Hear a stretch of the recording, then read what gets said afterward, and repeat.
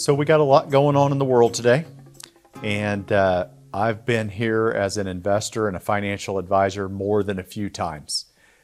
You know, we go through these times where we have FOMO, the fear of missing out, and eventually there's some catalyst that replaces FOMO with fear.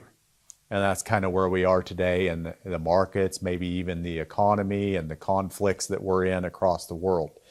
You know, what happens throughout cycles of investing is the market climbs and it climbs, and it seems like the market's going to go up forever in an upward trajectory. As investors, people become complacent. They start taking too much risk with the promise of higher returns.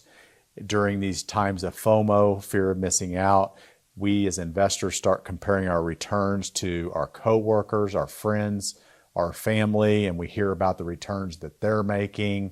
And all of that kind of culminates into this fear of missing out, this market cycle where it seems to go up and up.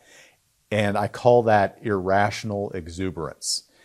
And then that phase of the market, that phase of the trajectory of the market gets replaced with what I would call irrational fear and gloom and doom.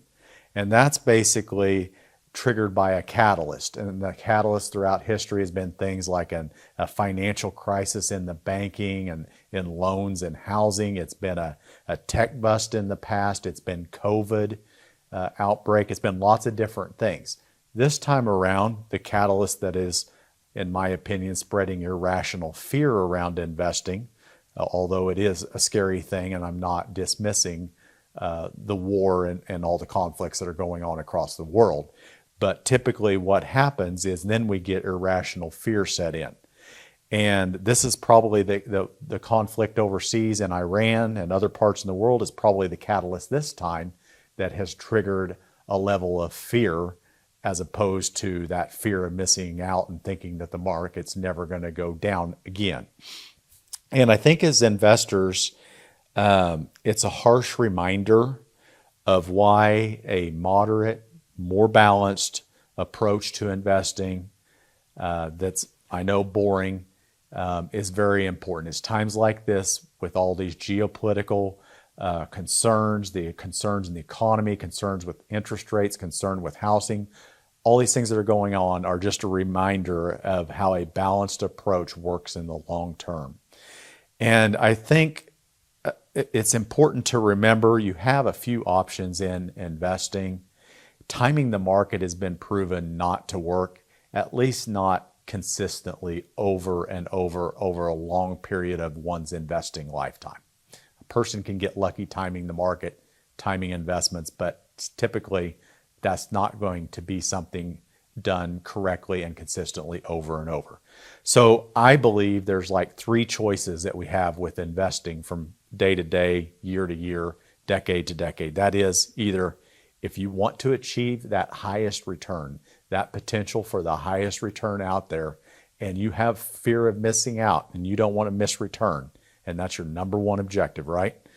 You either have to take risk for high returns, you have to shoot for the moon, and you have to do it consistently, and you have to stay invested through every cycle. Most people emotionally cannot handle that, and they will sell good stocks, run away at the wrong time. The other choice, maybe the second choice is what we try to do, and that is have a balanced portfolio. We are accepting a modest, lower return over a cycle of investing, over one's investment lifetime. We are maybe going to have a potential return of 7 to 9% or 8 to 10% long term, where maybe we could have an average of 11 or 12% just as hypotheticals.